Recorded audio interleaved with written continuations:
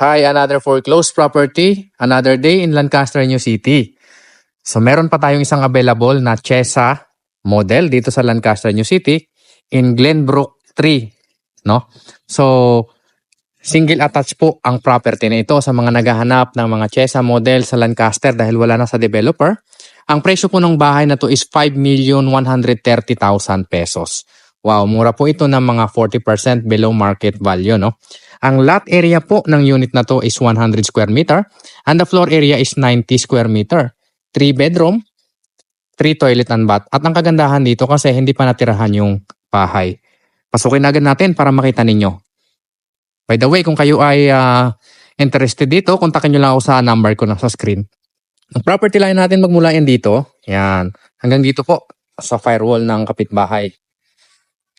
90 ang floor area, ang lot area is 100. Ito po ang ating carport, kasya dyan ang isang sasakyan. Ito naman